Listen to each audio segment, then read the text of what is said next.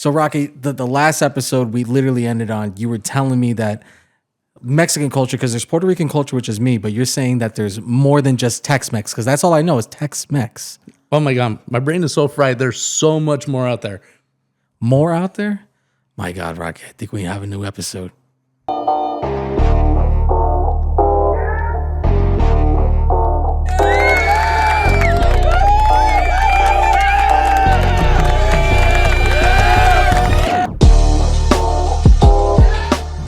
All right, here we are. Hello. How you doing, Rocky? How are you, sir? I'm doing good. My brain is fried. Seriously. My brain is in shock because, me being an East Coaster, we have Mexicans in New Brunswick, New Jersey, and the East Coast. And I just learned so much here from being out here, but also from what you've been telling me, that there's just more to it than just Tex-Mex. Well, so basically the topic today is we're going to talk about why is Spanish food, Mexican food, different on the West Coast versus the East Coast. Right. And to answer that, seriously, we're going to have to go back 500 years. 500 years. Well, the same goes for Puerto Ricans. Like, if you have Puerto Rican food in New Jersey, like, for instance, in Perth Amboy, New Jersey, the Puerto Ricans come from a town called San Sebastian, as well as Lares. So the cooking is going to be different than the metro area. So I understand what you're talking about here. That's interesting. Yeah. So 500 years, like what? With Spain and the conquistadors? Is that what you're talking Absolutely. You're going to have to go back all the way back to when Christopher Columbus came back in 1492. What? Absolutely. So 1493 from my country. So, well, we're all descendants from the Spain in that region up there, right? Yes, unfortunately, but yes. So Spain actually did not become a superpower. Really? Until the late to mid 1400s, right? Correct. And they went on, that's when, Queen Isabella, I think it was. Queen Isabella, yeah. Queen Isabella, and she married Ferdinand, right? Yep, King Ferdinand. And that's when they pretty much kind of like started the Spanish Empire. Correct. And the expeditions and all that. And back there, from what I understand, the Spanish Empire wasn't just Spain, but it was also some surrounding areas, what would be like Morocco, some of the islands out there. Like the Canary Portugal. Islands, yeah. So a lot of that had the Spanish influence. I mean, I got to do my research. Again, these are tales told to me by my great-grandfather and stuff, that Portugal was basically a gift from a long time ago, Spanish king to his son. He goes, here, you can have this area. This is a gift to you. Make your own kingdom. Well, my recollection is that it was two brothers that were on an expedition. Oh. Yeah, and so when we talk about the Spanish conquest coming over, it didn't happen like right away. It happened like from like the entire 15th century all the way up to the 1600s, right? So they would send out. There were different explorers. Yeah. Okay. Like you had Francisco Pizarro, who arrived in 1532. He's the one that fought the Incas. Who was mainly your guys? Was it Cortez? It was the Cortez and the Cortez expeditions that came up through what is now the Western United States. Because Puerto Rico is Juan Ponce de Leon. That's the dickhead that, excuse my language, folks. That's the dickhead that killed our Indians on the island. So our Indians were known as the Taino Indians. Yeah. And he basically killed all of them, using them for gold, slavery. So when the Tainos started to die, that's when Spain started to bring in the African slaves. That's why Puerto Rico is so different with our DNA, because we have African, we have Taino, and we have Spain. Well, not only in Puerto Rico, but the whole islands over there, the Caribbean. Yeah. With Hispaniola and Cuba. Yeah, because Cuba, Havana was like pretty much like their main port area. It was, because that's where Juan Ponce de Leon was trying to go for the Fountain of Youth, and he went to St. Augustine, Florida, looking for it. Yeah, and so... But you guys had Cortez, Mexico. Yeah. With the Aztecs, Mayans? Well, that was early. That was like a century before. So. Oh, okay. Well, maybe not a century. Like Apocalypto type of thing? That was a good movie, by the way. It was. Shout out to Mel Gibson, pushing the boundaries. Yeah. It was funny because I never really watched it, to be honest. And I was listening to Joe Rogan one time when he had Mel on. And Yes, I watched that episode. And they were talking about Apocalypto, and I was like, all right, I got to go watch this. And Mel talked about his house burning down, and he had a book from 1600. Somebody gave him a book from the 1600s, and it burned. Yeah. So History. I ended up watching that, but yeah. So So yeah, the Spanish kind of did a lot, and there's so many different stories. Everything from the Mayans to the Incas to how they settled down in in South America, which is mostly Portuguese influence. Right, Brazil. And that had to deal with Peru, Lima, I think was the main spot. The Incas of Peru. And so it had to do with, and I don't really remember 100%, but it had to do with the fact that the Spanish army was just, I don't know, too spread out, too far out. Correct. They didn't have enough people, enough influence. Resources, They think they were going bankrupt, and I didn't think that they found the gold that they thought they were going to find. El Dorado. Down there. So so that's when I guess my memory's faded on this one, but I want to say there's two brothers that went down there, and then they ended up, they each had their own separate armies, and then they had a conflict of interest. So then one brother killed the other brother. And what? Cain killed Abel over here? What the hell? Yeah, pretty much. And then it kind of went off in that direction. So wow. I'm not too hip on what's going on in South America. But what I can tell you, though, is between South America, Central America, and North American, during those 1400, 1500 timeframes, there were thousands of native tribes. Correct. Native tribes all throughout the regions. And, I can't even tell you how many are left, but probably not that many. Not that many. Not that many. It's the same as Puerto Rico. Like we still have Taino celebrations. For instance, our island was not known as Puerto Rico, it was known as Borinquen. But that's why a lot of Puerto Ricans, they'll say Boricua, because we're taking pride in our, ancestors. Right. So it was known as the island of Boricua, or Borinquen, I should say, is the island Borinquen, before the Spanish came, which was 1493 with Christopher Columbus, and then once Ponce de Leon came in, and instead of using it for gold and resources, they mainly used it for farming. That's why it's called Puerto Rico, which is, the rich doorway, tobacco and all that stuff, and they just were able to use this for agriculture. Basically, it was just a port to go to the other places. Well, it was their main central port. That was correct. You could stop there for like fuel, basically like fuel, which was resources, food and sugar. So like example, when I think it was Cortez, the one that went into what is now Mexico City. Yeah, area, he was ruthless. Yeah, he was. So the first time they went, they literally got kicked out, and they lost half their army. This and that. Really? Yeah. It was like rebels against the. It was the uprising. They got rid of them. They pushed him out the first time. I didn't know that. And then he went back to Havana, where the rest of, in Cuba, rearmed themselves. Rebuilt the army. And then, and during this whole time, that was not, from what I understand, that was not a sanctioned trip. So the kings and the leaders in Spain did not authorize that. Right. They said, no, you're not allowed to do that. Yeah, you're not allowed to go. They didn't authorize that hit. But he was just angry, and he's like, okay, well, I'll be back.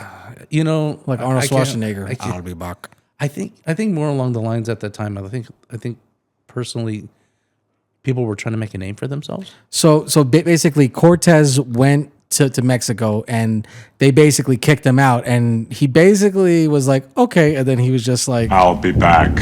Yes. And he did. And I don't know the time frame. I want to say it was a few years later. He came back fully armed. Wow. Ready to go. And that's when they went and conquered. But and Spain had no idea. The king had no idea. Actually, he did. There was some other army. There was some other troops that ended up going down to like capture him. And then he fought that off. And then basically it was like, seriously, like pirates. He killed the leader of the guy that was coming to get him. And then basically he just took over his army. Yeah, and he took his army with him. And they're the ones that went into. See, I always heard that Cortez was like this ruthless, badass guy. He was. Wow. He just wanted to make a name for himself. He just wanted Mexico City that bad.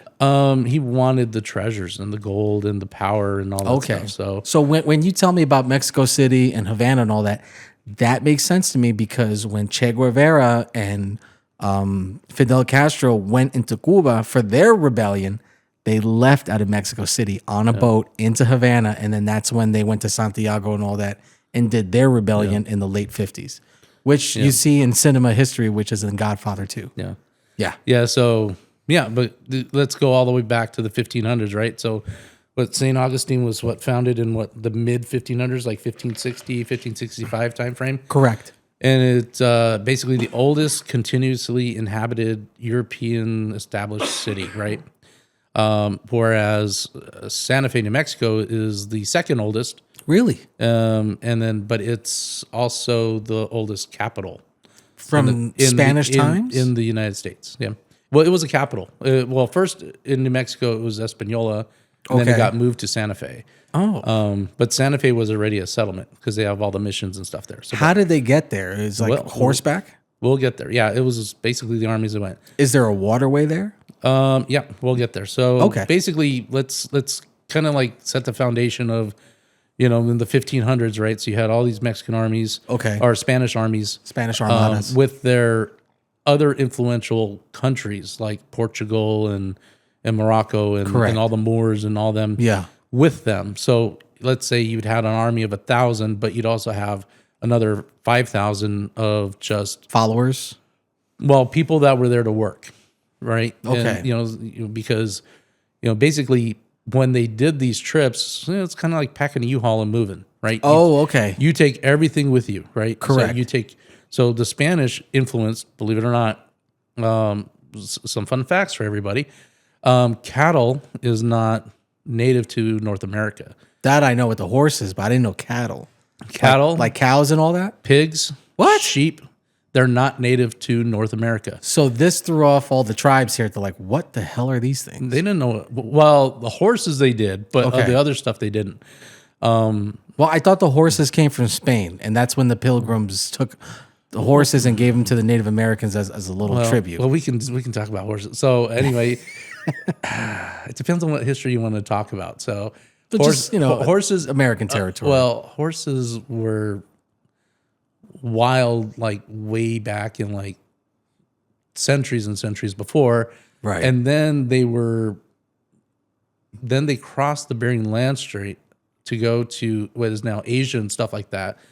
The Bering Land Strait is between Alaska and Russia? Yeah. Oh, okay. And then they multiplied and they did. So basically at this point, Asia and, back then they had all the horses. Mm-hmm. Well, then the strait froze again and horses migrated back to what is now North America. Okay. So that's how the horses came back. So the North American continent, like Canada, the United States, it's full of wild horses. So that's where the horses came from. Plus, the Spanish brought their own. That I know. So, now you're going to have those different breeds. But anyways, as far as like the other livestock, they're not native to the U.S. to the North America. Wow. So cattle. So when we get to Texas, that's why Texas went so well, is because the Spanish introduced the cattle there because they bred and they did so well. Same thing with Florida. Florida was a very big in the cattle industry at the time. Still is. Is. So Texas and Florida, they're still like the highest for the beef. Like, well, you can thank the Spanish for that because they brought them. Wow. And then the same thing with like sheep. They needed that for the mutton and the wool and all that for other clothes. Stuff. Yeah. So the sheep came over. But the Spanish basically brought a lot of stuff from Europe. Yeah, and England had basically the East Coast with 13 colonies. So things like, if I'm not mistaken, spices like garlic, onions, they're not native here. And they grew them here. Right. So basically, like I said, it was like a U-Haul. They loaded up their U-Haul. They came across the country. And then when they started to do settlements, they had to... It was smart when you think about it. Is like, hey, if you want to leave Spain and have a better life, or you want to kind of get away from our politics or whatever, you could have like your own land. You could be a farmer out there and just bring your own crops and stuff with you. Like, well, we're going to go to the new land and have a life. Well, Spain was also kind of like competing with the French and the English at the time. Definitely the English. That could be seen all throughout South and North and Central America. Like, Spain was competing with England 100%. And, taking over territories and things like that. So you really don't see that with Asia. You really don't see a Chinese or Japanese going too much like on the West Coast or anything, or exploring or anything like that. Well, Not too I much. haven't delved California. into that kind of history, so I don't. No, really I know. kind of delved into it. Is like they weren't really exploring like England and Spain were, because again, England, Spain, and France, they were also intermingling families royally. So like the French, what was the French king was with the English, and the queen of Spain was with the with the prince of England and stuff like that. So they're intermingling Spanish and English and French families just to kind of keep a peace. But then they were learning things about each other, like, oh wait, they're going over here and they're going over there. Yeah, We want to be I a don't- superpower. Yeah, that was a weird time back then, but basically It was exciting. It was, if you think about it. it was expansion, trying to Yeah. gain power. So that's why you have, Canada is pretty much, and Denmark, with Greenland and Yes. Mm-hmm. Australia, New Zealand.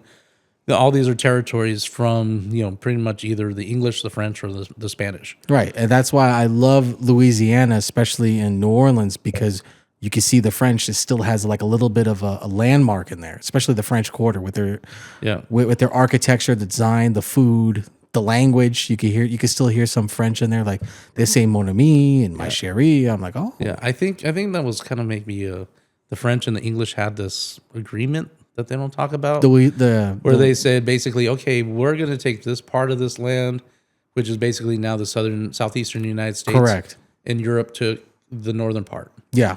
Because they had Montreal, Quebec, all that. But then the French also went up the Mississippi and they took Yes. the lands in like Ohio and what is now Ohio and Illinois and stuff Yes. like that. Yes, I think they went all the way to the seas. So, or the Great Lakes. The Great Lakes. The Great Lakes, yeah. was pretty much heavily French influenced, French territory. and controlled. Yeah, because all that is part of the Louisiana Purchase. Because of the, especially up there, because they could go from Canada, go across the Great Lakes, and do fur trapping deals. Because they were fur trappers. That's what basically the French were. And I think it's interesting that the French and the were, Dutch. Yeah. and the Dutch and the French was given Louisiana because they, England was like, oh, we don't want that with the alligators and swampland. Y'all could keep that. Yeah. So they kind of, I think they kind of had this little agreement at the time. Right. But during that same time too, Spain had what is now Florida.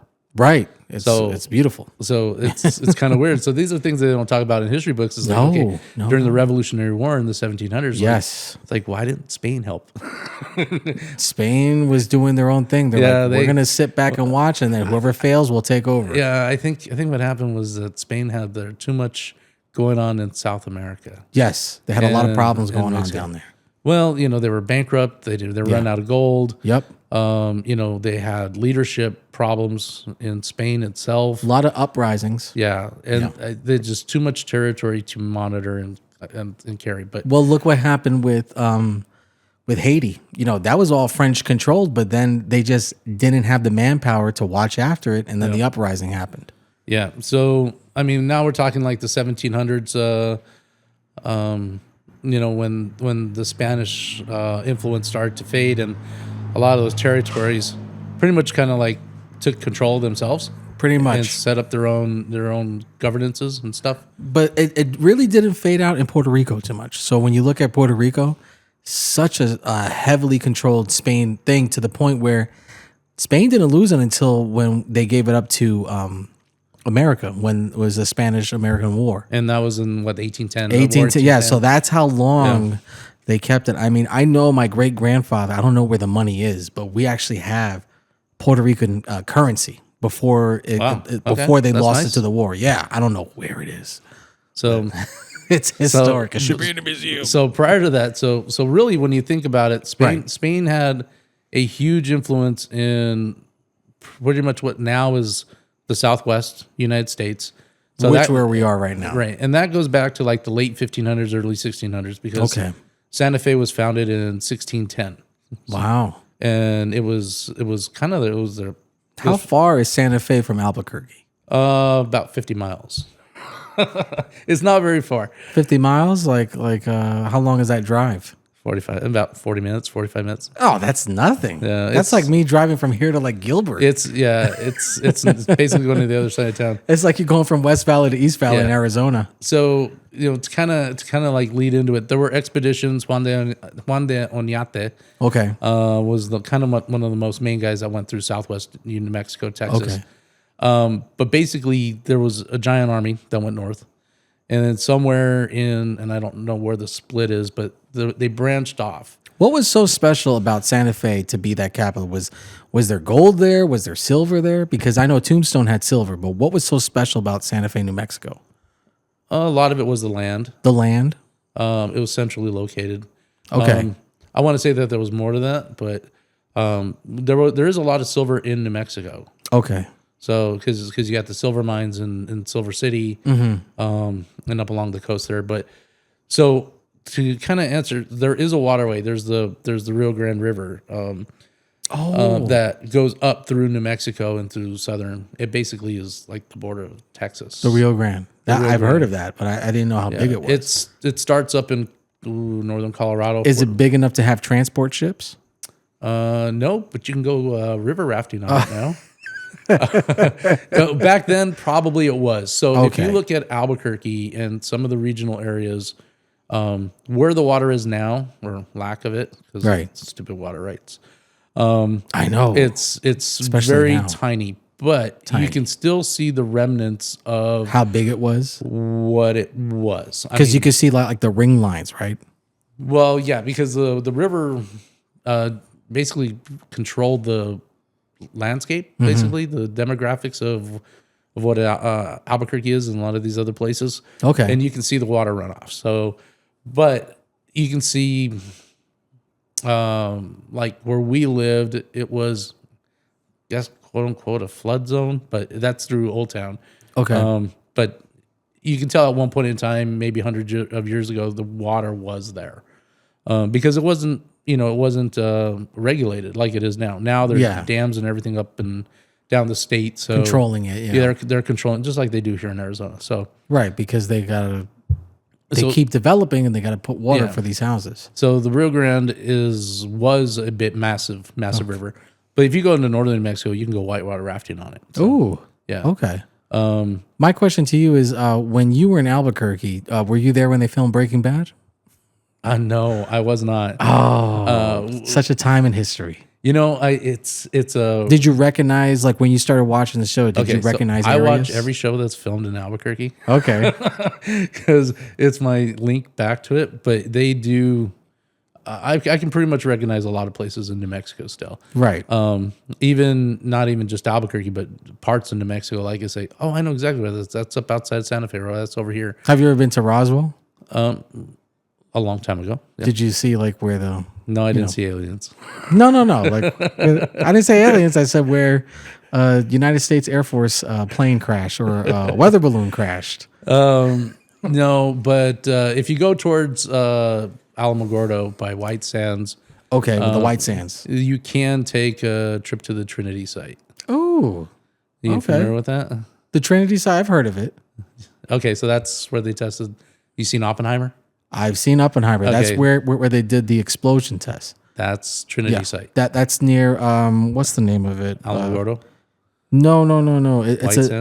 It's a name of a particular educational facility that's up there. I forgot the name of it.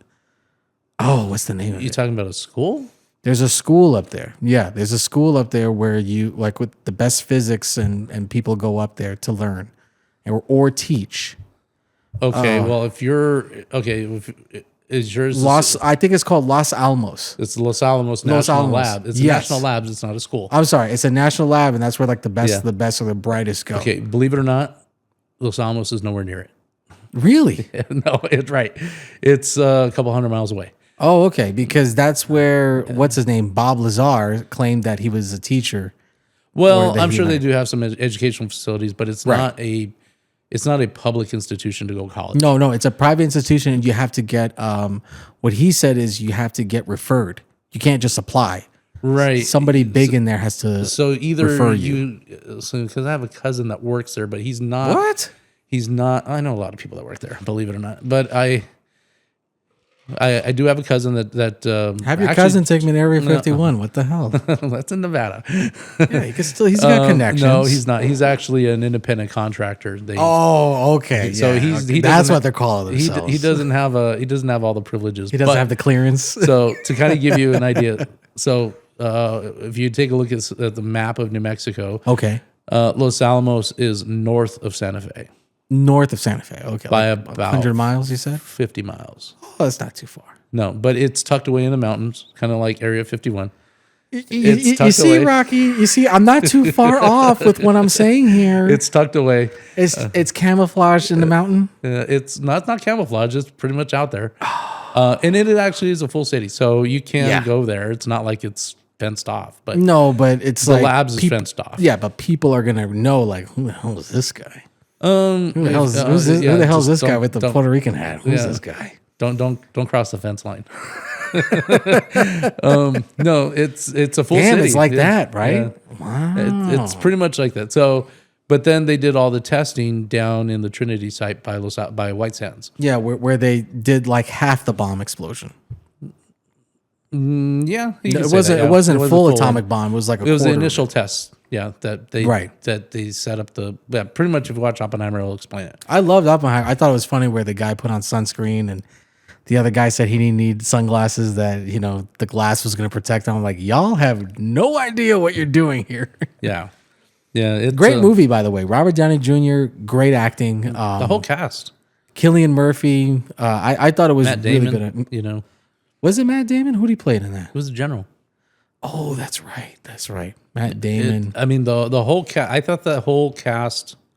And once again, when we talk about movies, Right. When you cast it properly, it goes well. Right, and that was directed by what's his name from The Dark Knight and Inception, Christopher Nolan.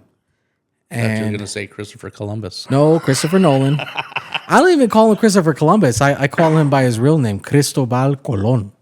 There you go. But yeah, that's why Matt Damon's going to be in the upcoming film Odyssey. So Yeah. Christopher Nolan, as a director, he has a tendency to reuse actors that he likes. Well, yeah, and the ones Correct. that work well with him, and the rest Yeah, of the cast. So. because I it's like, oh wait, this guy didn't give me a problem. He's not a diva. He really acts. He sees my vision.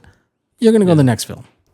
Yeah, so That's why Cillian Murphy was he did great in Inception. I thought he did a good job in Inception. Yeah. So you know what? Actually, thinking about this, I've kind Freaking of Spain. yeah, it's fucking Spain. Fucking So I I was thinking about this as we were talking. I was like, you know what? They actually didn't split the first time. So they went up north. Okay. So they were seeking the 7 cities of gold. yeah, El Dorado. And they went up the Camino Real, which is basically leading you up through Albuquerque, Santa Fe, and they went all the way to Colorado. Damn, that far up. They went all the way to Colorado. Okay. But there was a branch that did go off into Texas. And because they realized that the land there was very good for their cattle and their sheep, and Yeah. that's when they set up. Now, California, on the other hand, they ended up going that way in the late 1600s. More for the gold. I don't know. It was just strategic expansion. Okay. They wanted territory probably. Okay. Because you got to remember too, the coastline. The Spanish weren't really. I don't want to say they weren't like conquerors. They were there to create settlements, and they were Yeah. there to convert people And expand. Oh, that's to right. Catholicism. To Catholicism. Correct. Right. So Correct. that's why you have hundreds of missions. Yeah. I don't know how many there are, but that's why the Spanish priests and the monks. And so if you travel, Right. They did in the those same thing in areas- Puerto Rico. Yeah. The Spanish missions and the presidios, the stuff like that. They were pretty much Catholic, run by the priests and the Right, mission, right. So. There's a very famous tale or story in Puerto Rico that the same thing happened where the priests and the monks were coming in and talking about Jesus and the 3-day resurrection and all that. And they wanted to prove that the Spaniards weren't gods. And they did the 3-day drown test where they drowned a guy, a soldier, they drowned him and they left his body there for 3 days. And then when they saw he didn't come back, that's when we had our uprising. They're like, oh, these guys aren't gods. And Yeah. but it's just like we didn't have the tools, and you're shooting arrows at muskets, and you're gonna bound to die. Oh my God. Yeah, and It's like the witch test. yeah. Basically, they're like these guys aren't gods, but we were If she floats, she's a witch. right. So the Tainos were just mesmerized by the Spaniards, like, oh wow, look at these guys. They're wearing silver and gold, and these guys are majestic, and look at these creatures, these horses, they're gods. And no, they weren't. And that's when we had our uprising, but we just weren't qualified to do it. They died by the 1600s because they were enslaved. Spain tried to give them their freedom, but by that time it happened, like there was no more Tainos left. They were all gone. Yeah, they're all gone. It's a sad history of Puerto Rico. That's why I'm happy with the Mexican culture. You guys, there's still Mayan blood. There's still Aztecs. Y'all, and even Peru, like the Incas and all that. Y'all still have your culture, but the Tainos and all of us, like we're like me. When I did a blood test, I'm 14% Native American, which is Taino blood. And then I have 65% Spanish, which makes sense because my last name is in Spain. There's a wealthy family with my last name in Spain. There's a whole tale. It's like some type of Meghan Markle bullshit where some guy in my family in Spain didn't want this and didn't want that. And he fell in love with the girl and he says, F you, I'm going away. And he went to Puerto Rico and lived a farmer, simple life. And then there goes my ancestors. And I'm like, maybe love wasn't worth it. I would have liked a little bit of that money. Yeah. So basically, to kind of answer that. So going back to the original topic of Yes. of the why the foods are different is because The food is different. for the most part, you had the standards of what they brought, which was wheat, sugar. Okay. And then of course when they went to California, they took the olives because olives are not olives, grapes. Grapes. Are not native to California. Really? I would think Napa Valley was like native grapes. Thank you, Spain. Wow. Those are the Spanish that brought the grapes. What? Yeah, because you think of Italy and Spain and Yeah. Portugal. Yeah. It's wine country. Wine country. And what did they drink back then? Nothing but wine. Nothing but wine. Because the water was dirty. Was that what it was? So I have no idea. But wine was their choice. I mean, everyone drank wine, so they brought grapes. Correct. And because, it's California and it grows well there. And I want to say Napa Valley, yeah. a big number of plants. I can't confirm that. But like a lot of the flowers and stuff like that also came from Spain. Well, I know for a fact that Arizona here, there's a small town called Elgin. And back in the day, I want to say it was in the 90s or the 80s. The governor at the time wanted to make Arizona a little more profitable. So he had scientists check the soil to see if they could do any type of, something productive with produce and everything. And then one of the scientists realized that the soil in Elgin, Arizona is a 96% match in France where they do champagne. So then they were like, we could do wineries down here, that the soil and the climate and everything matches. That's why if you go to Elgin, Arizona, there's wineries down there. So that's a little bit of a French thing that they imported. Yeah. So From the 90s. yeah. 1990s. Nice. So Well, I was a kid back then. yeah. So, now so basically the food is influenced by the regions that you're in, right? By the Indians? By the indigenous people back then. Okay. Because remember, there's thousands of tribes still. Correct. And then the Spanish came in waves. They didn't all come at one time. And then you also got to consider too that when they stayed, it created new breeds as well. So you had your true Spanish, the Spanish that were born in Spain, Yes. and the soldiers that typically came across were unmarried young men, Yeah. right? So what did they do? Well, now you have Spanish babies born in America, Right. And then you have the mestizos, the Spanish and the indigenous. That's what they're called? The mestizos, Mestizos. Oh. and the mulattos. Really? Well, the mulattos are Spanish and African. Get the hell out of here. We have different terms in Puerto Rico because the Spanish, again, we had African slaves. So the Spanish would hook up with some of the slaves as well as some of the Tainos. So it was mixed like that. Wow. Well, then you got to remember too that there's also all the different regions, the Andalusia and Castile and all those other places. Castile, yes. Catalan, all those different Catalina, regions, yeah. the people that they came from. Right. And then at the same time too, as they're conquering these different indigenous tribes, The language, they either joined forces with them or they conquered them, basically. like they basically conquered them. And so now you've got different tribes breeding with different tribes, and then with the Spanish. So now you have what we have now, which is just a huge mixed inbreed. Yeah, no, A mixed breed. So yeah, that's what happened in Puerto Rico. The same thing is just like all these different cultures are mixed. That's why in Puerto Rico you can see Catholicism, but there's something very special called Santeria or Brujeria, which was the African religion. So they couldn't convert to Catholicism, or they had to convert to Catholicism. So that's where the Santeria comes in, where they're praying to Santa Barbara, but Santa Barbara is a disguise for what they call Chango, which is an African god. Oh wow. Okay. So that's why if you listen to Cuban music too, there's a very famous artist from the 1950s with her husband. Her name's Selena. Good Bunny. Selena y I know, right? Good Bunny. The Good Bunny. So Selena y Ruetelio, and if you listen to the music, it's all Santeria music, because Cuba did the same thing, where the slaves, the African slaves, they had to do Catholicism, but they're like, okay, I'm gonna pray to Santa Barbara, but I'm really praying to Chango, or like you hear some people say Papa Shango and all that stuff. That's Well, plus they brought their religions with them, and they kind of mixed. I guess. Yeah. You know what? One of the movies I could say that was done recently, and again, I'm not a real big Marvel guy, but it was Black Panther 2, and there's a scene where you see, I think his name is Namor.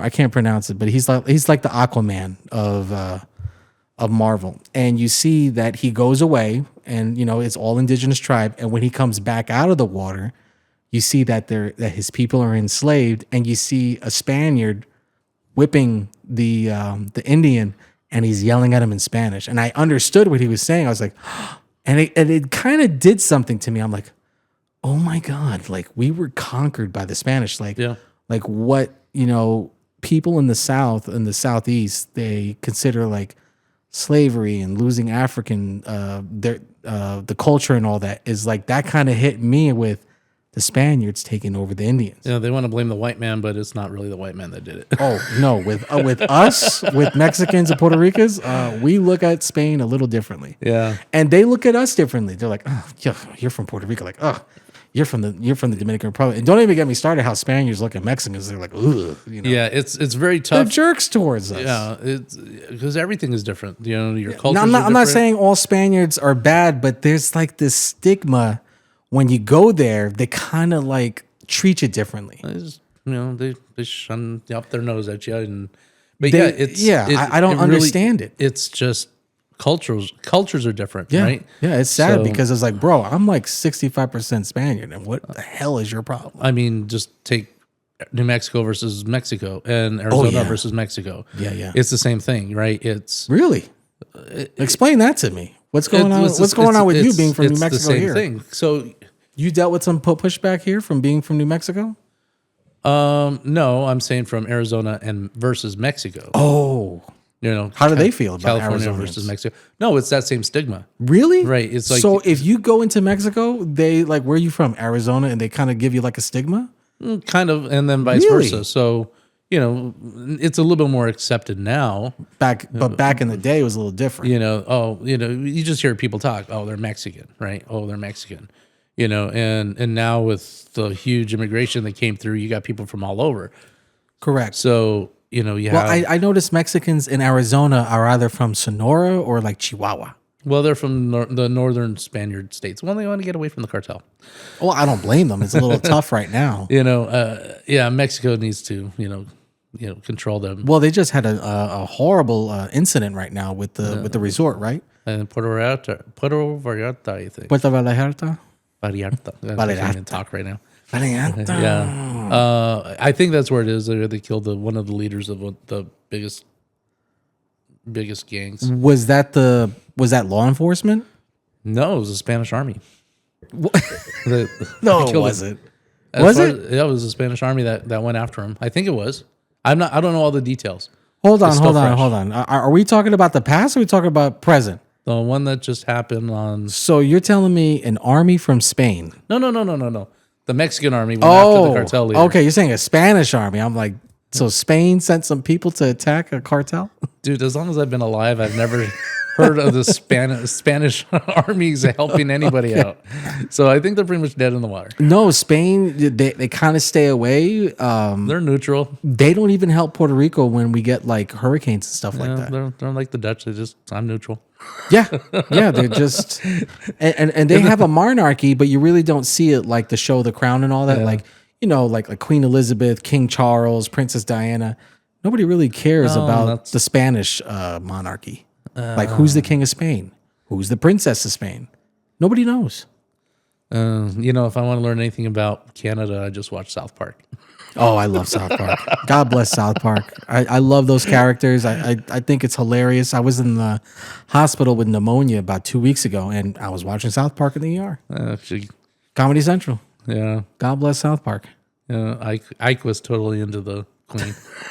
When she died. That was funny. I love, what's his name? Kenny. He's always in the hoodie, and he's always dying. He dies every episode.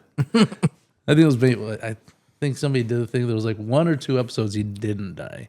Oh, God. And he's like the poorest person. They have to share a can of beans for Poor Kenny. Now, going back to our subject, you were telling me that when you moved out of New Mexico into Arizona, food was different. They didn't have the food that you wanted. It's prepared differently, right? So how so? Once again, when we talk about regional foods, New Mexico, and what it's famous for is their hatch green chili, hatch red chili. Okay. Right. And it grows pretty much right off the Rio Grande River in a town called Hatch, right? Okay. Green hatch? Hatch. Oh, hatch. Hatch. Hatch. Like a hatchet. Yeah. Gotcha. That's actually native to the land. So that the chilies have been native to New Mexico for centuries, right? And it's been part of the culture with all the tribes and all the indigenous people, and then what is now New Mexico. The chili is what makes it what it is, right? Correct. And then you also got to consider too that New Mexico is landlocked, so it doesn't have a huge seafood influence.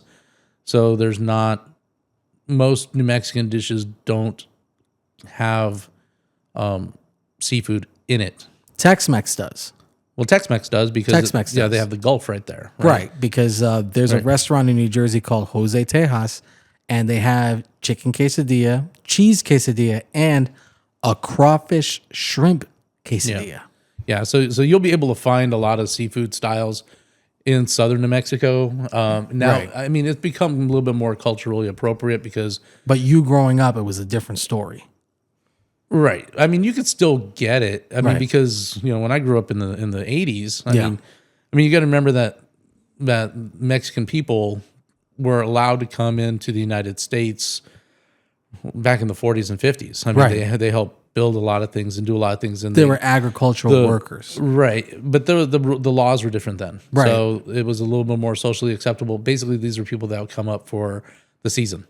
Okay. Right? So that's how California worked, right? You come up for the season, and then when the season's over, you come up for the season, pick your crops, or do whatever you're here to work for, right? And then when the season's over, you go back home, right? Interesting. And then somewhere in the 70s, I want to say, that changed. It's very parallel to Puerto Rico, what you're telling me, right? Because in the 1940s, there's a guy named Luis Munoz. So when you land in Puerto Rico, that's the name of the airport of the guy that I'm talking about. So what he did was he was like, let me use this Jones Act. Let me use the Puerto Ricans being Americans as citizenship. Because what was happening was the island was getting overpopulated. And it was just too much going on and not too much productivity. So he worked with Franklin Delano Roosevelt, FDR, and he did all these deals. And he was like, let's do the worker programs and get the Puerto Ricans out of the island and have them be productive. So there was a lot of worker programs and I'll tell you right now, Chicago, which is where the Puerto Ricans are now, and New York. And that's why you see a lot of Puerto Ricans that they worked in factories, they did agriculture. My grandfather, Pablo. That's also when they became sanctuary cities, so... Yeah, and my grandpa Pablo, he worked in Chicago. He hated it. He hated the cold, and then he started to do agricultural work in New Jersey, and eventually he started to do hospital work in New York City, and that's where he met my grandmother. because she was bilingual and she did hospital work, and then she eventually worked in the factory. So you could leave Puerto Rico and work in the factories in New York, Chicago, and New Jersey and New York. Now we have a unique situation in Florida because of the Hurricane Maria. A lot of them went to a town called Kissimmee, Florida. Right. And now when you go to Kissimmee, Florida, it is all Puerto Rico. The food, the restaurants, they basically made it another city. So I think there's 78, forgot the name of it, but there's 78 provinces, you would call it. And they say that the 79th one is Kissimmee, Florida, because they completely changed that city into Little Puerto Rico. You literally go down the street and you go to a restaurant, it's Puerto Rican culture. There's even a bakery called Taino Bakery. Yeah. Well, it doesn't surprise me. I mean, Florida being that heavily influenced with the Spanish culture. Right, but Kissimmee, Miami, Florida, when my everybody. when my father and my grandmother bought property there, it was just a summer home for us to visit, and it was only white and black people. That was it. And then that completely changed within the past 19, 18 years. Yeah. Yeah. So that's interesting when you tell me about the Mexicans coming over from California and going back to Mexico in the 40s and 50s, because Puerto Rico was a little parallel to that with our programs. And the same thing as you said in the 70s. It stopped in the 70s. And this That is was where, a political thing. right. And this is where the politics come in. They say that all the trash from New York, like all the junkies and stuff, they brought all this dirtiness onto the island, and they kind of messed up the island in the 70s.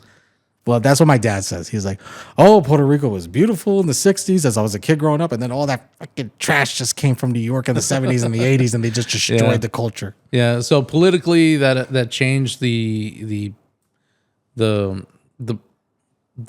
habits. I don't know what you want to call it, but Culture habits. the work habits and culture habits. So basically now, in like the 70s, you're going to have Mexican people living in the United States permanently.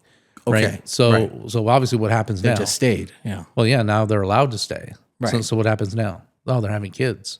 Lots of them. George Lopez. So now you have American-born children from Mexican parents. Right. They're like fourth generation right now. Yeah. So that's pretty much kind of what happened, and that's part of this whole. Like SoCal, Los Angeles, this is like the same thing. It's everywhere. Vegas, Colorado, Texas, Arizona. Vegas surprised me. I went to Vegas in 2012, and I just got surprised with the Mexican culture. That's why when you see like the boxers go there, like Canelo Alvarez, the whole stadium is just screaming for him. Yeah. Yeah. So now it's a little bit more different. I mean, I think I think culturally foods are changing because demographics are changing, right? Do you think it's getting more Americanized with the food? Like the cheese we were talking about earlier? So that's why I came up with my own term, the Arizonican. Tell me about the Arizonican. It's not quite New Mexican. It's not quite Mexican, and it's its own blend. I mean, it's pretty simple. I mean, So if I go to Filiberto's, that's not real Mexican. I'm referring to like corporate America's restaurants. Like basically if you went to like let's say Abuelos? Abuelos is Tex-Mex. Okay. So, but I'm saying if you go to like there's some local ones here, the Via Luna, the Macayos. What about Garcia's? Garcia's. Okay. They're going to be pretty much an Arizonican style. So interesting. basically you're going to get food that would be like, and the differences would be like things like they use a ranchera sauce versus a chili. Which is, I mean, the sauce is made from a chili, but it's more of like an Anaheim chili, a different type of chili. Anaheim, California. Or like they use like the Tapatio tomatoes, or they'll use something along those lines. Versus New Mexico, who uses, so if you go to Albuquerque or any true New Mexican restaurant, they're not going to have this ranchero sauce. They're going to have chili. They're going to use the Hatch Red, or they're going to use the Hatch Green chili. Now tell the audience a story you told me where you're from New Mexico and your huevos rancheros are very different than to a New Mexican. You said that the restaurant here claimed that they were New Mexican in Arizona, and you were like, you guys are full of shit. So when I first got here to Arizona, yeah, because you basically said, you're from New Mexico? Bull. Yeah. So there's kind of a true test that you can give any restaurant that claims to be New Mexican. Correct. And that is the egg test. What's the egg test? It's the egg test, right? So It's a simple test, and so basically you go into the restaurant and they say, "Oh, these are authentic New Mexican. Let's just use red chili enchiladas, right?" And first thing is they'll say, "Oh, it's ground beef." Okay, well, ground beef is fine, but generally it's usually like a shredded beef or something like that. Chicken, Correct. right? It's Birria. yeah, but ground beef is fine, right? Okay. And then typically New Mexican foods we use cheddar cheese.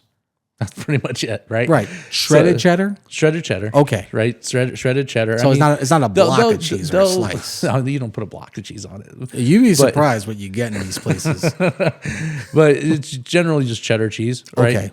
You may find some other variations of cheese, but for the most part, it's not cheese eccentric. So like if you go to Mexico, you're going to get the Oaxaca cheese and you're going to get all these other different, like what you're used to, the cremas and stuff like that, right? Well, what's the white blocky cheese that's like crumbled? What am I thinking about? Blue cheese? No, it's white cheese and they put it in elote. You know what I'm talking about? Now you're talking Mexican. Is it feta? No, it's not feta. Well, no, it's not feta cheese, but I mean, I don't know. There's so many different types I of cheese. forgot the name of it, but I got it at the Arizona State Fair. So it's like this white cheese, and you can basically crumble it in your fingers, and it goes in with the elote and the tajin. There's so many different cheeses. Yeah, it's a white cheese. I'd have to go to Carniceria to tell you what it is. What is it? Carniceria? Go to Carniceria. You've been to Carniceria? No, I've heard of it. The Mexican grocery stores? No, so the grocery store I go to is I have to go to a Chinese grocery store in order to get Puerto Rican seasonings. So I have to go to Lily's to get the Goya products, the sofrito, the sazon, the adobo, all that stuff, even the pastelillo discs. So generally a Carniceria would be like a butcher shop. Oh, okay, that I know. Right? But it's also a grocery store. Oh, right. They have that in Florida, but it's run by Dominicans. Right, which would be different. So here... But it's got Puerto Rican products. Yeah, so here if you go to a Carniceria here, you're going to find... when you go in, it's going to look just like a really regular grocery store, right? So they're kind of like a C-town. They're going to have their dairy section over there. They're going to have their produce over there, right? But a lot of the produce would be stuff that you would find in Mexico. Yeah, Mexican style. So a lot of spices, so different things like that. Okay. So if I want, I'm familiar with a store like that. Yeah. So there's a Carniceria, but they also have a butcher shop, right? So you can buy churrasco. Yeah, you can buy all their stuff. Their chorizo, their different stuff. Like if you want. Like pork fats and stuff like that. Is that what you buy? That's where I buy my pork fat. Oh, okay. For the chicharrones. But you cook the chicharrone in pork fat. It basically was what it is. Pork rinds. It's like pork rinds. It's like pork rinds. Yeah, I know chicharrone. It's pork fat. Well, a true pork rinds is pork fat. Yeah, Puerto Ricans, when we use the pork, we made like a pulled pork and we call it pernil. Okay, so the pork is separate. Yeah. This is just the fat. Interesting. Right. I'm gonna have to make you some. So you gotta make me some. So chicharrones are basically just the fat, right? And so when they trim the pork down, you have all that fat left over, right? Nothing goes to waste. Yeah. They save everything. When they butcher an animal, nothing goes to waste, right? So no, it's tongue, the same thing. Eyeballs, stomachs, everything gets used. Yeah, Puerto Ricans, we do the same thing. They'll even gnaw on the bones. No, we even use the blood in Puerto Rico. They do here too. We make blood sausage, which we call morcilla. Yeah, here too. An old Christmas pig, that's what we call it. Mostly older Spanish communities would do that because it's an old school tradition. It is. Like I remember going to birthday parties in the 90s and they were roasting a pig while the kids are playing in front of it. Okay, so I'm going to give you a little tidbit here. And the old school guys are playing dominoes on the right. Right. That's how I grew up. So what do you call that? I just call it like old school Puerto Rican. But typical barbecue? Typical birthday barbecue in the backyard. So if you go to New Mexico, and I'm sure there's places here in the Southwest, but New Mexico and Albuquerque probably has the world's largest matanza.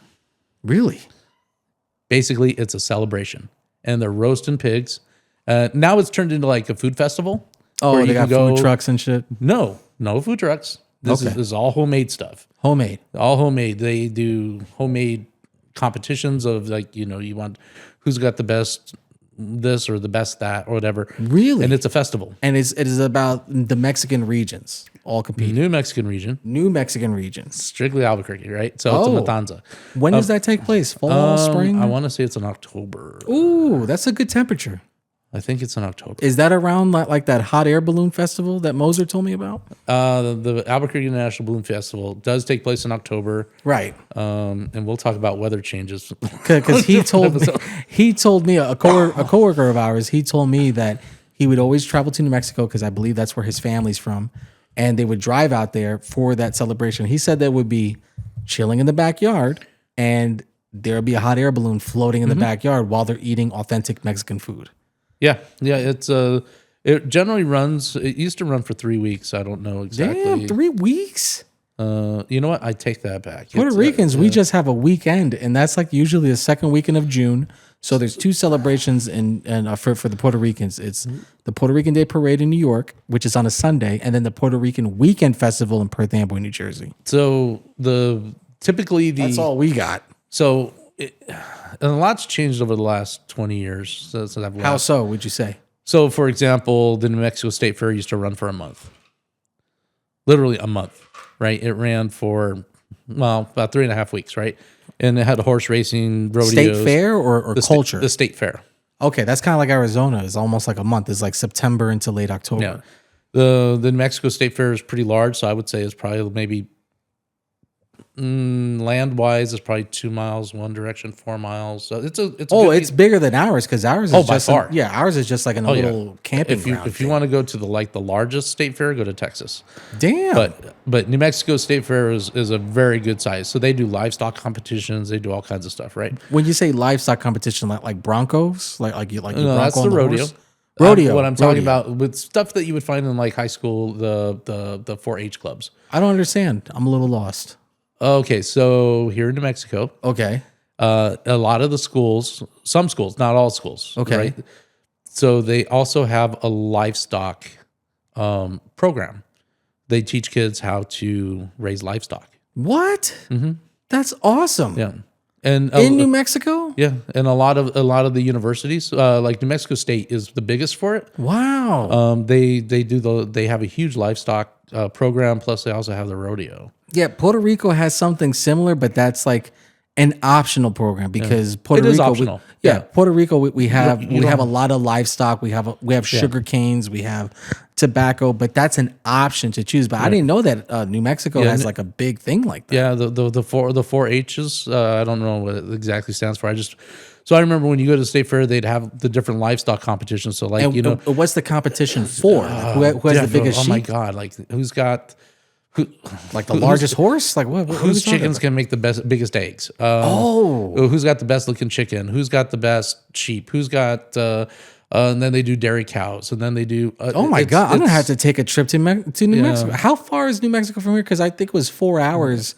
Well, you can from Phoenix you can make it in 7. 7 hours. Okay, that's like you gotta wake up like 5 in the morning and drive out there. If you want to. I mean, how long is the flight? 45 minutes. Well, it takes you 45 minutes by air, but 2 hours before, 2 hours after.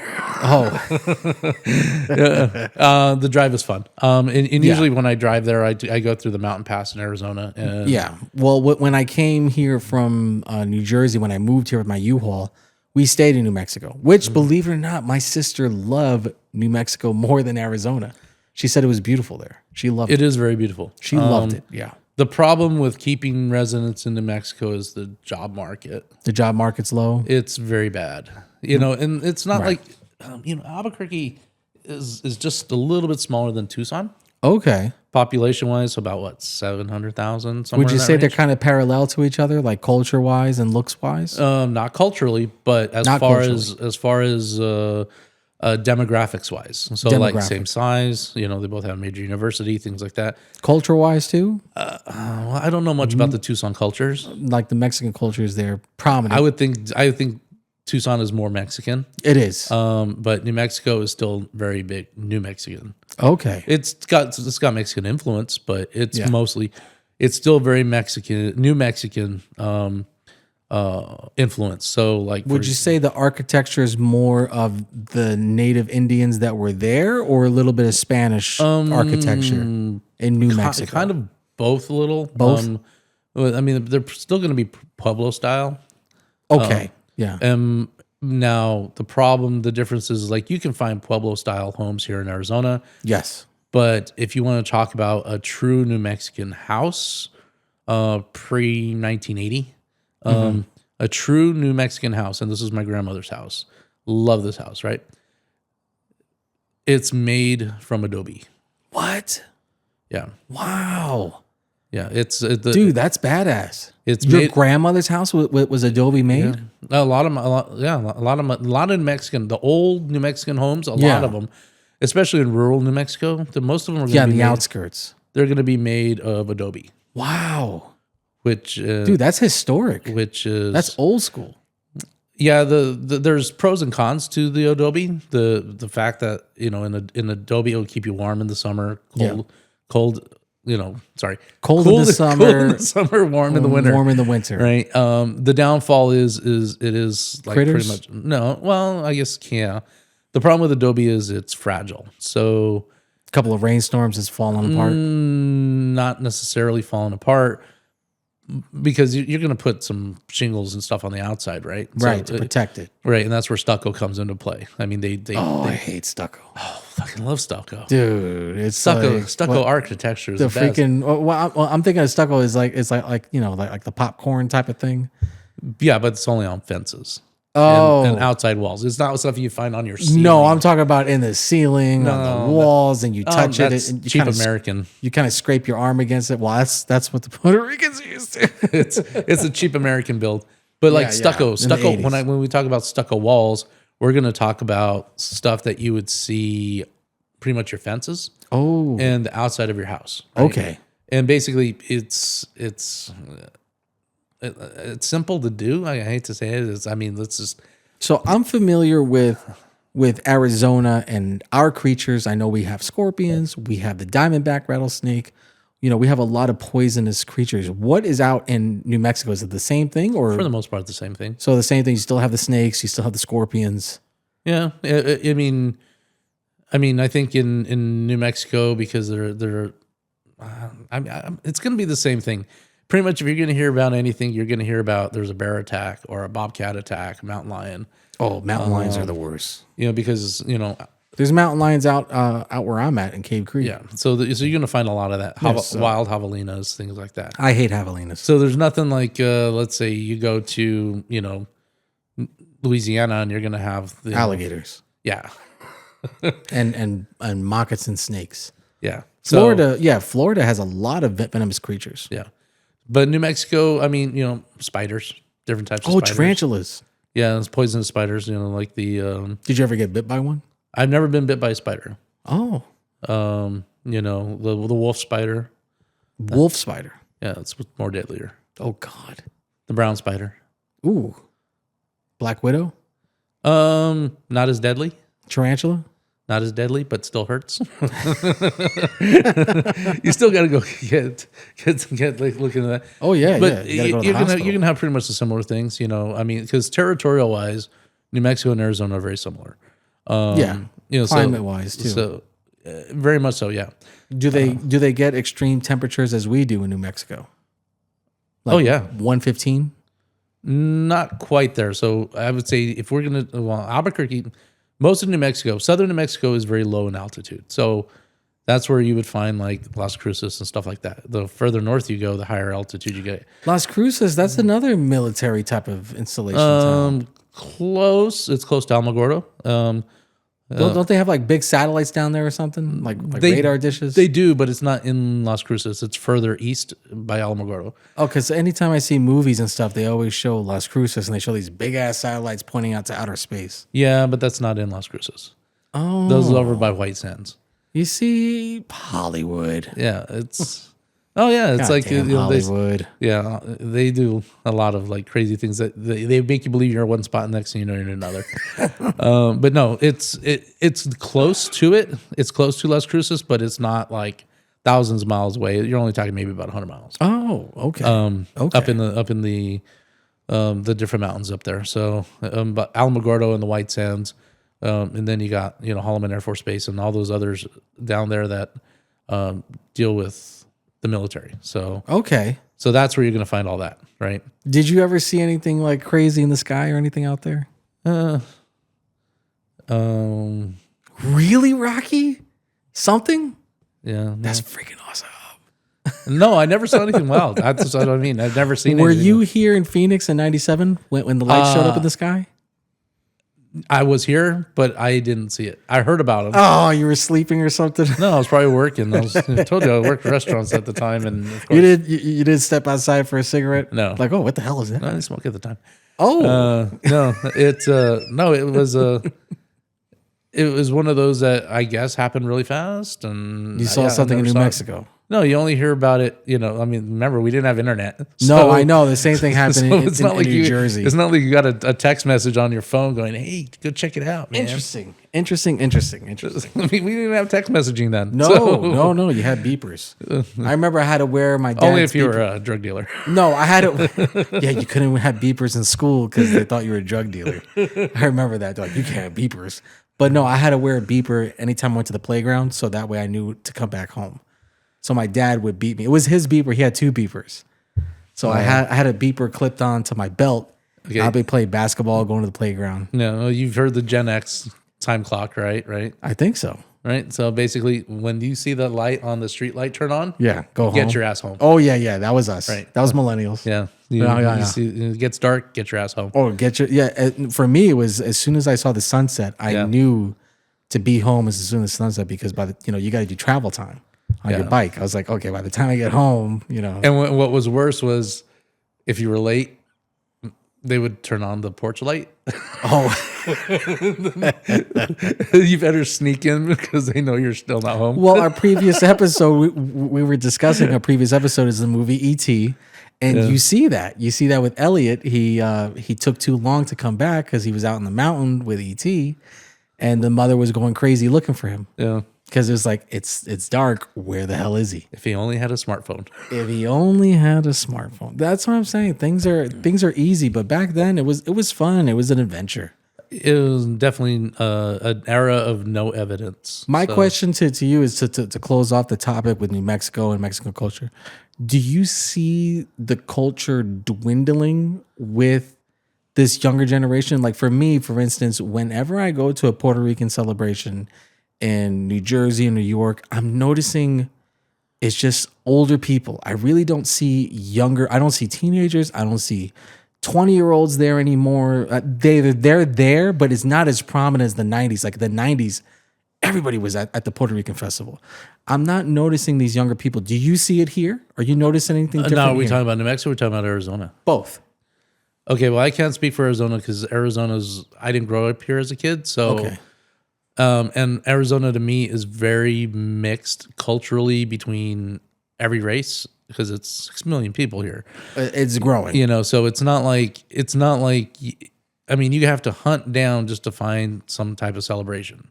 Yeah. Right. And I don't have that big of a family here. So, I mean, not like I do in New Mexico. So it's not like things are always popping. When's the last time you went to a New Mexico celebration? What year? Was it last year? Year before? I went to my so recent. My niece's wedding.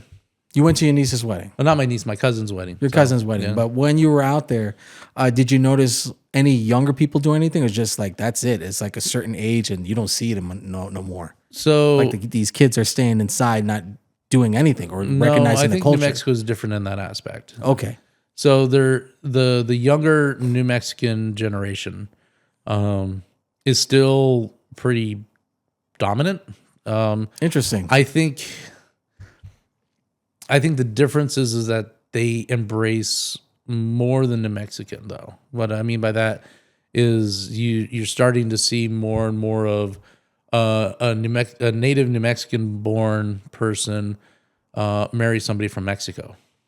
Interesting. Interesting. Yeah, I have a cousin. You know what? You're right. I just saw that. I just saw that in an episode of Contraband, and the guy was from Texas, and he married a Mexican woman, literally on the bridge, on the border bridge. And things like So if we talk about the culture of New Mexico, it goes back for centuries up through. I mean, growing up, it's got its own music. Okay. The New Mexican Spanish music. So what would you say is the music there? Is it cumbia? Is It's it a ranchera. ranchera? It's a ranchera, which is more of a polka based. Right. It's got the concertina accordion thing. Well, they do have accordions, and they do still do a lot of mariachi there. But Mariachi, a New yeah. Mexico mariachi is a little bit different than Mexican mariachi. I mean, this How so? just how they compose music. Okay.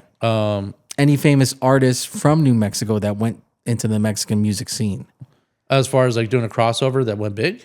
with the music? Well, New Mexico also embraces some Mexican artists. So, Okay.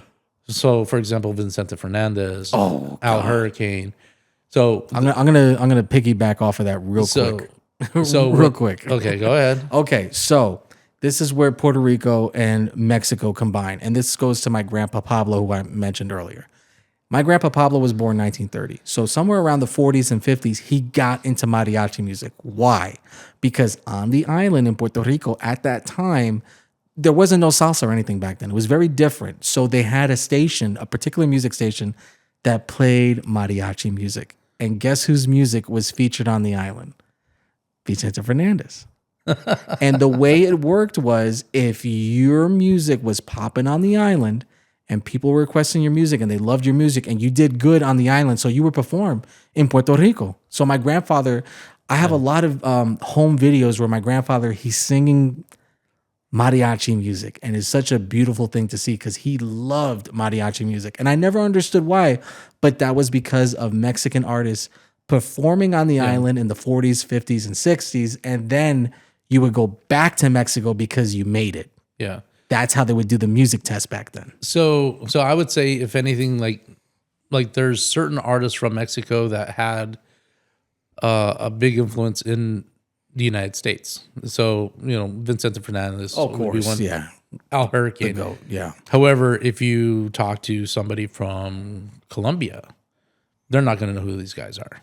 No. If anything, Colombia is really unique right now with Puerto Rico because what was happening was the reggaeton singers were kind of like leaving the island because they were kind of like being forgotten, and these new artists were coming up. So the forgotten artists, like Vincent, what's his name, Nicky Jam. Nicky Jam went down to Colombia and he started to introduce reggaeton. So now you have a lot of reggaeton artists in Colombia. So right now, that's what's popping right now. If you go on satellite radio on Channel 13, you hear the reggaeton music, but it's got a lot of Colombian stuff in it. And that's because of Puerto Rican artists going to Colombia and introducing the music.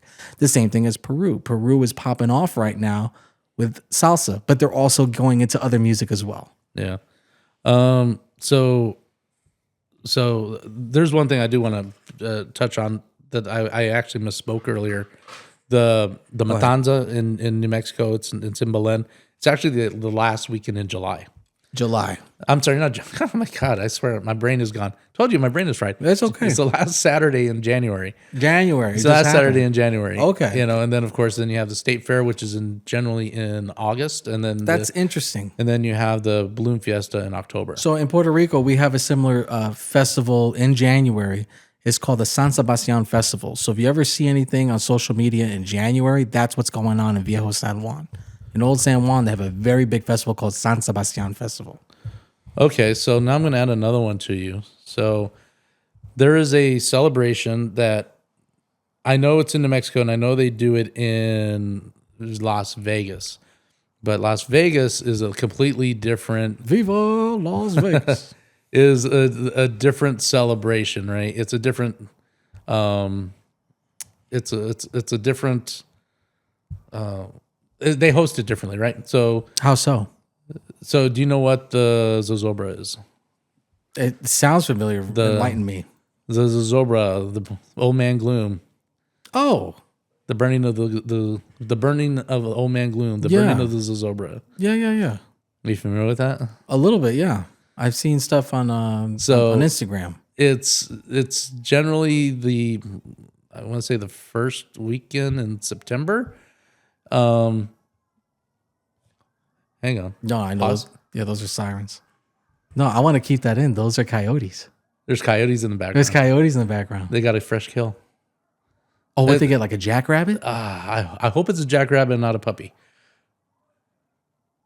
And they're pretty close too. They're not that far. They're not that far. They're probably over there on Greenland Avenue or something. So give everybody context. We're actually filming this recording this in my garage. Live from Rocky's garage. Hence the photos in the previous episodes. So Old Man Gloom is Burning of the Zozobra, which is the first weekend, the first Friday in September. And basically it's a giant puppet, basically. And I don't know how tall he is, 50 feet tall. And basically you submit on a piece of paper, you burn your worries away. Whatever your worries are. That's interesting. You put them on Old Man Gloom, and the Zozobra itself is probably one of the most popular events in New Mexico. Like people travel. I mean, there's thousands of people that go there now.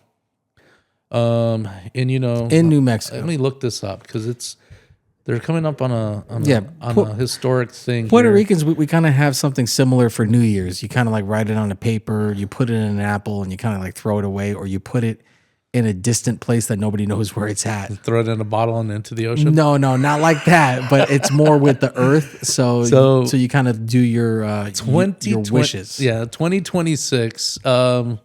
So I'm gonna go to the website. I'm gonna shout them out because.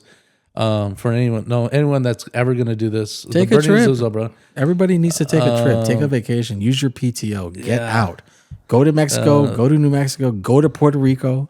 I tell that to everybody. Don't work yourself to death. Yeah. Go out and see the world. The Burning of the Zozobra ranks as one of the most popular things to do in Santa Fe. That's such an event that should be in everyone's calendar. We have answers, so they have all kinds of things. But but this year it is the Friday, September 4th. Okay. 2026 is the 100th celebration. Wow. So they've been doing this for 100. It's a centennial celebration. 1926. Burning of the Zozobra. Wow. Now, the best part about this is it's an all-night event.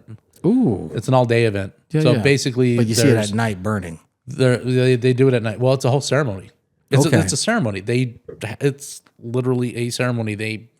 I want to say there's a priest that gets out there, says some stuff, but there's bands, there's food vendors. And what town is this? Santa Fe. Santa Fe. So my next question I was going to ask you, because of Mexican culture, we have the movie Coco, we have the movie 007 Spectre. My question to you is, Day of the Dead. Does New Mexico do anything with Day of the Dead like they do in Mexico City? Dia de los Muertos. Yes. It's not celebrated in the same way.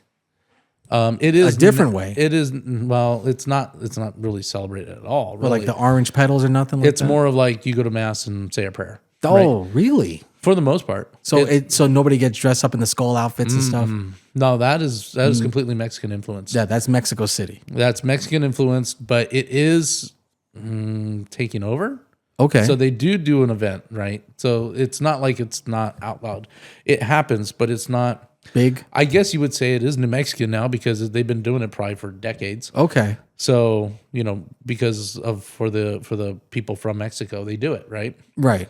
But it is not, I guess to answer the question, it is not what would be considered a true New Mexican heritage. Okay. Or tradition. Right. So that's a Mexican culture that just didn't really cross over the border. It's like a quinceañera. Okay. Right. So the Mexican culture, they celebrate the quinceañeras. Yes. Just like Puerto Rico does too. And like the Jewish, they have the bris and all this stuff or whatever. Bar mitzvah. Bar mitzvah. There you go. Yeah. 13. Bar mitzvah. Right. Generally in New Mexican culture, they don't celebrate that or any of those. Okay. You just go to a mass. For the Dia de los Muertos. Dia de los Muertos, yeah. The Day of the Dead. AKA Coco. Yeah, but they don't call it that. They call it something else. It's not All Saints Day. It's but it is on the same day. It is celebrated, but basically you would just go to mass and say a prayer for all those that have passed. Yeah, that away. passed, and you remember them. Like for instance, I really enjoy the movie Coco. I think that was a really, really good movie. It was very good. Yeah, it was good. It captured the culture. That was Diego Luna, right? No, he the voice. No, it was a little boy. I don't know if Diego Luna did the voice, but I know it was a little boy, and there was some famous voices in there. I mean, Spanish culture is crossing over. So right now, the big thing right now in the Latin culture with the kids is that cat movie, and Gloria Estefan is in it. It's like an animated cat movie. Please don't say Flow. No. That was horrible. No, it won no. won the best animated movie, No. which actually pissed me and mom off because it's like real. How can I say it? It's like real life, and then they have animated characters with it. So it's kind of like a weird version of Who Framed Roger Rabbit. Okay. And Gloria Estefan plays the grandma. Shout out to Gloria Estefan because she's aged really well at her music. You know, she just really did a great thing in the '80s. You know, the Miami Sound Machine. God bless Gloria Estefan with the Latin community. She did a remix of Turn the Beat Around.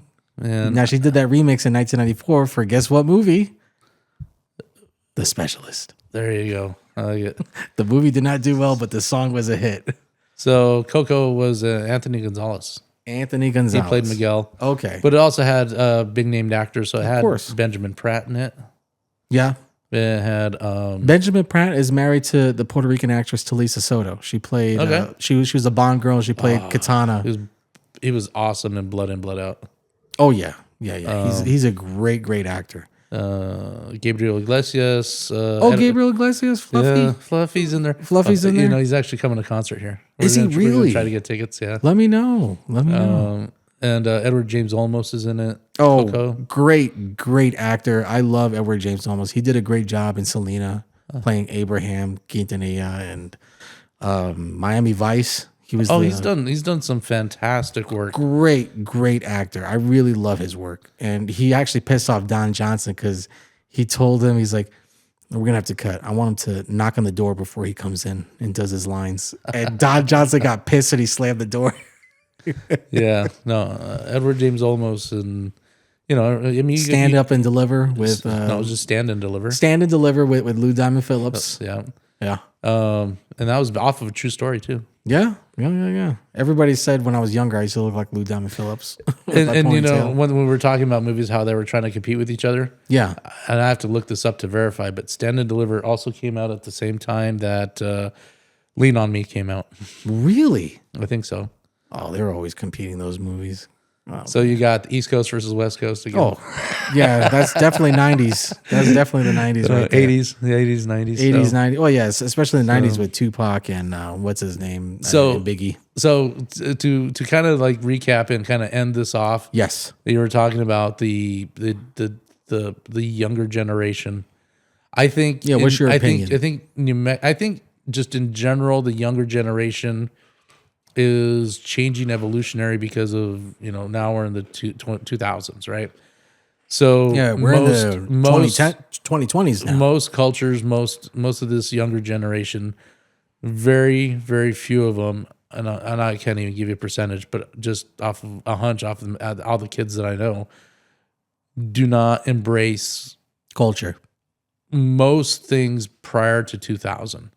And that's why we were talking. That's why our this podcast started, was we were talking about stuff that happened pre 2000. Yes, because you go ask any 20 something right now, and most of them have probably very little ever watched a movie that was filmed before 2000. No, it's sad, and but they don't listen to music prior to 2000. No, so it's kind of sad a little bit, because once Gen X and millennials start to fade away.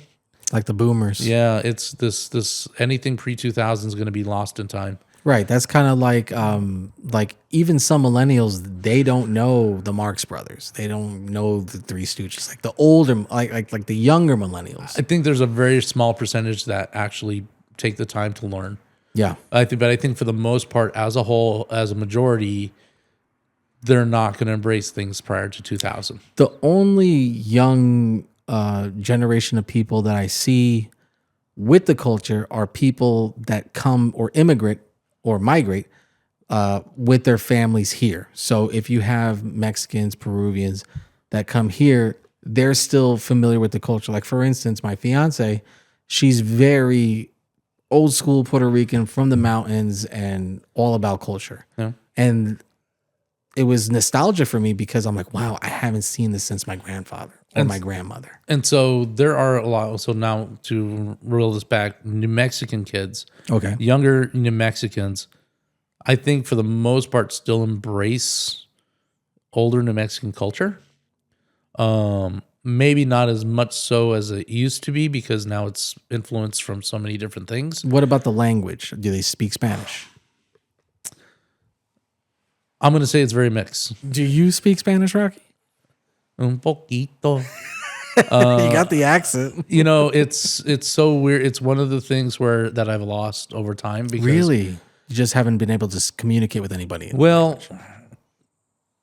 Well, because most of my friends are all English speakers. Okay. And so when you work in restaurants, the only people you can talk to are your cooks. Correct. And now when you talk to most cooks, they're all different. So you'll have one guy that's from Cuba, one guy that's from Guatemala. Yeah. You'll have one guy from Mexico, Yep. and then there's another guy from wherever, right? And, Right. And they kind of talk to each other, and they kind of work with each other a little bit. And they'll include you in a little bit in it. You would think, but it's Well, with me, that's how I retain the language with me. My sister lost it. You know, nothing against my sister. At one point, she knew more than I did, but I was able to retain it because of my work. I worked in a car dealership, and the gentleman that would clean the cars, prep the cars, I would talk to them in Spanish all the time. And also, we would just bullshit all the time. and your fiance is Spanish, Right. And also with her, I've been able to keep the language, but now I'm speaking it more and more because anytime I got to repeat myself, now it's not a pet peeve. Now it's a blessing because I'll say it back in Spanish so she understands. yeah. But it's the workplace. I agree with you. Hanging out with you guys, it's the circle of friends Yes. that you guys have. Correct. They're everyone's speaking Spanish. So Everyone's talking Spanish. so when you're in that environment, you're more likely to retain it. Thank goodness. But when you're outside that environment for an extended period of time, it gets lost. you're going to lose a lot. Yeah, unfortunately. And that's where I'm at. And that's that's where you're at. And that's where a lot of New Mexicans are at. I think just a lot of people in general, Yeah. Especially here in Arizona. you know, and especially if you talk to a fourth generation Mexican American versus a first generation Mexican, Right. they're going to have very little in common. It's interesting because they'll have the accent like they speak a second language, but it's just an accent that they picked up from the region. They don't speak Spanish, but they sound like they do. Yeah. Yeah. Because they'll go, oh, what's going on, Holmes? Órale, ese. Like, oh, mira, que tú quieres para ahí. Like, wait, huh? What? Yeah. It's very, and I can get my accent back if I tried. Like, actually, it's funny. If I go back to Albuquerque, I kind of flow in with the accent. Oh, yeah. And it gets me in trouble because then I can't answer people back in Spanish. Well, you know what's so interesting is anytime I hang out with New Yorkers, Puerto Ricans that grew up in the New York area, but they live on the island now. So there's two of them that I know. And anytime I talk with them, their New York accent gets back like that. So when they first speak English, they have like a little bit of an accent, but like an hour of just hanging out with me talking English, then I hear their New York accent. I was like, oh, you're from the Bronx. Or I'm like, oh, you're from Staten Island. I know where you're from. But when they first started speaking, it's kind of lost because they're not used to speaking English. No. But when they hear me and they speak with me, I'm like, oh, you're in the Bronx. I know where you're from, girl. Or, this guy, he grew up in Staten Island. He was saying certain words like with sandwiches and stuff. I'm like, oh, you're from Staten Island. Yeah. So I completely understand and I agree with what you're saying. Yeah. So it's totally, I really wish I was able to retain it, but the problem that I have had is there's no one to talk it to. All I could tell you is Duolingo was a blessing because I've been using that as well. And I suggest, we're not even sponsored by Duolingo, but I would say just download the app and try it out. You'll see. Okay. It'll come back to you. Well, so I hope I was able to answer. We definitely talked about Rocky. The food and the music. This and was culturally. This was an amazing episode. I learned so much from you about the Southwest and the history and how similar and parallel Puerto Ricans and Mexicans are, just parallel. Not saying we're not saying There's so much to cover because you got 500 years. Oh God, of so Spanish much history, influence, so much history all across North, South, Central America. Yeah, And I was just more curious about your history with this New Mexico and the cultures and just how parallel we are to each other. We're not too we're like distant cousins. We're not too far we can off. always touch base back about it. I can talk definitely. about New Mexico in another episode, but Yes, there's definitely a lot more to do in New Mexico. And all I can say is I'm looking forward to that. For anyone, New Mexico is a great place to live. However, you will get more out of it if you have family and friends there versus being by yourself. Being by yourself and just taking a vacation, it's not going to be the same. Yeah, you can probably enjoy yourself by yourself and make friends along the way. But I think when you have family and friends and I like a lot of that there, it's going to be a lot better. And you know what? It sounds like it's a safer alternative because right now Mexico is very dangerous. Everybody says, do not go to Mexico, do not travel. So it sounds like what you're telling me that New Mexico is a little bit of an alternative. Like, you know what? If you want the culture, go to New Mexico on this day, go here around that time. Because that's what it sounds like to me. It sounds like it's very cultural there. And if you can't go to Mexico because it's so dangerous, go to New Mexico. Well, it depends on what you want out of your vacation. Right. It's just culture. New Mexico is a lot like Arizona, where it's more of an like Colorado, right? So you're gonna enjoy it if you're an outdoorsman. Yeah, you're gonna enjoy pretty much the Southwest. Yeah, of course. Right? You have to hiking, everything. The hiking, the camping, the fishing, all that stuff. Not during the summer. If you're into that, well, it's kind of hard now because of all the fires and they take away. Things have changed, but still, if you like that environment and you like to go out and do those things, exactly, you're going to get a good enjoyment out of it here.